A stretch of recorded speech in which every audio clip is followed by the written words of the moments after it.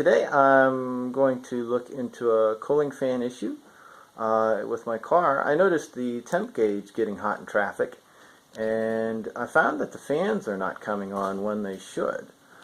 Shorting the two wires at the Otterstat does make the fans turn on, so I'm pretty sure that I have a bad Otterstat.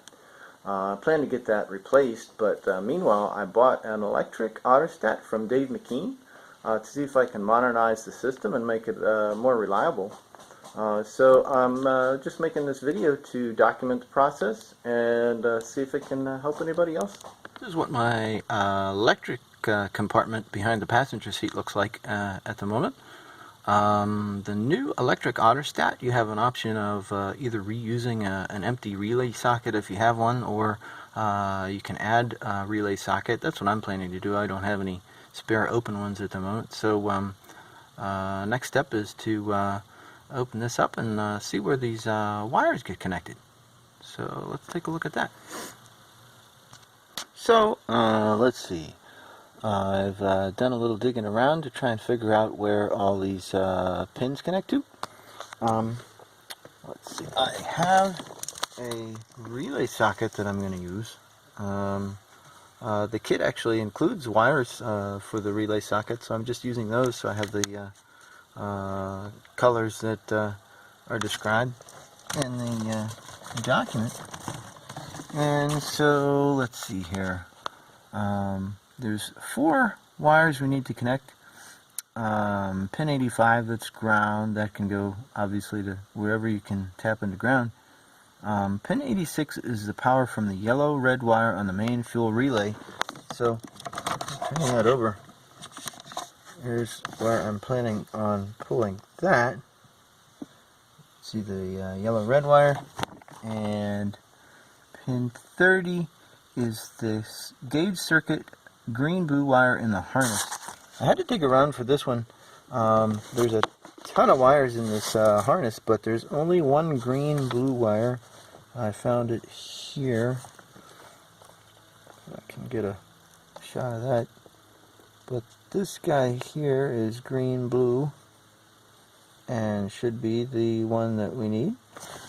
And it seems to be going up towards the front. And lastly, 87 is the output to drive the fan relay.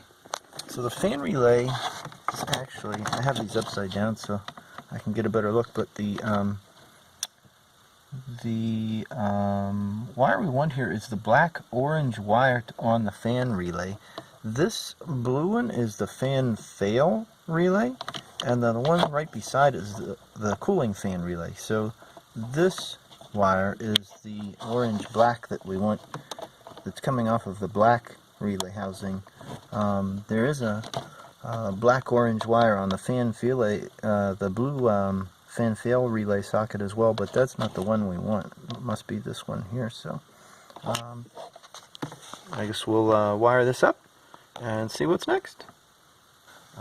This actually is the electric Otterstat device. As you can see, the pin numbers are actually printed on the back of the circuit board, so you have those numbers 30, 85, 86, 87, just to kind of double check everything. This is what the top of it looks like. Pretty cool.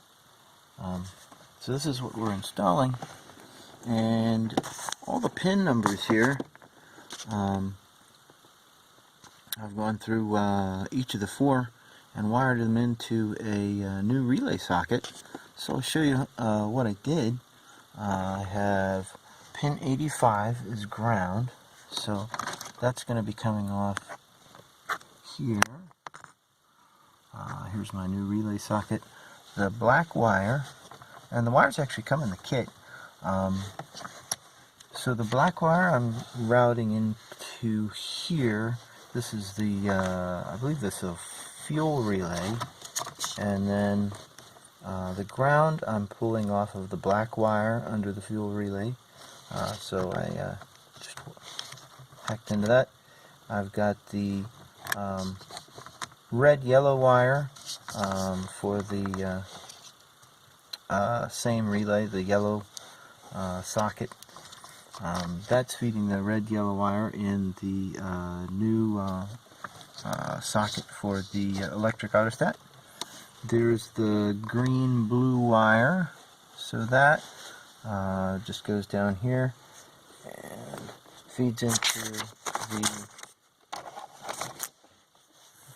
green blue wire in the wiring harness. I just split it and have the wire coming off of that. And lastly, the output. There was a note just to something to be aware of if you want to be able to remove both relay banks separately without having to remove both of them. Depending on where you're planning on putting the electric Otterstat, just be careful to leave enough wire or route the wire to the right enough that you can actually get clearance. I actually have mine in on this side, and then I just have it zip tied at the bottom there. But at the end of this one, beside the blue one, the blue is the fan fail. The black one right next to it is the cooling fan relay socket, and then this is the black orange wire that's going into that one. Okay, so everything is put back in the electric compartment. Everything, all the relays and everything. I've got the wiring harness here, the relay socket, and the new electric Otterstat is in there. The next step is to program it. So we can set the beep values and the fan on values using the instructions in the guide. So let's see, the first step is to enter program mode, set all switches off with the engine off. So you can see all the switches are off right now. And the next step is start the engine, and the unit will start beeping, signaling program mode. So I'll go ahead and put this here for a minute. Let's start the engine.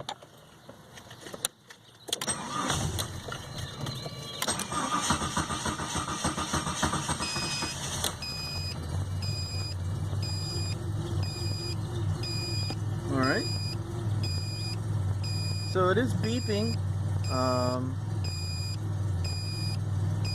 Dip switch number 2 is supposed to stop the beeping, so we'll set this on. Okay, so that worked. Let's see, switches number 3 through 8 set the beep value. So I picked a value out in the table that I want to set for the beep value, so I'll go ahead and set that. 0, 1, 1, 0, 0, 0. 1, 1, 0, 1, 1, 0, 0, 0. Okay, and then now it says shut the engine off.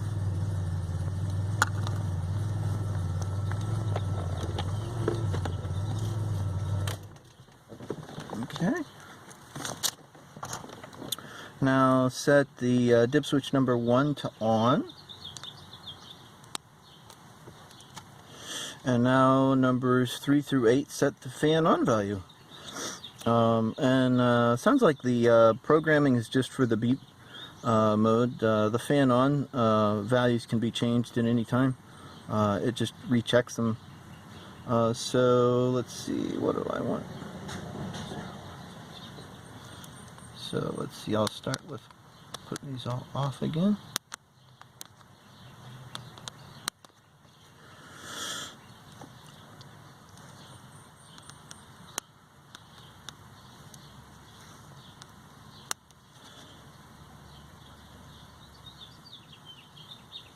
Okay, so I have the setting that I want there, and then dip switch number 2 is the fan off setting. Normal is off, so number 2, turn it off.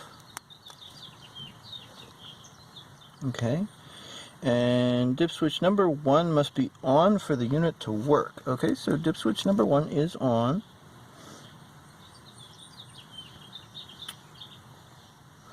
And And I believe that's all we have to do. So I'll probably strap this back here, just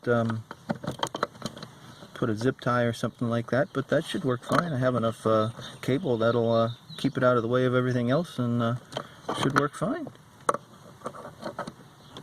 Alright, so let's go ahead and try it out and see if it kicks the fans on when it's supposed to. So we're going to see if the gauge, when it comes up, if the fans turn on now. The fans haven't been turning on before we installed the electric Otterstat, so let's see if they're turning on now.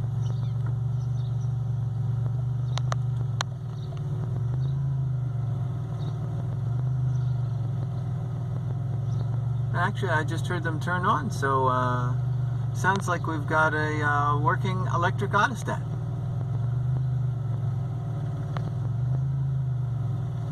And I can play with the values a little bit. I might make some adjustments, but this is pretty good. I'm really happy because now I can take my car out and I don't have to worry about it overheating.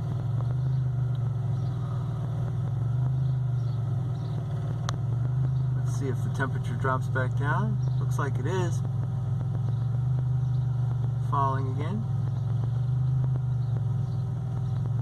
So everything seems to be working. Well, thanks for watching, and I hope this was helpful for somebody out there who wants to do the same thing.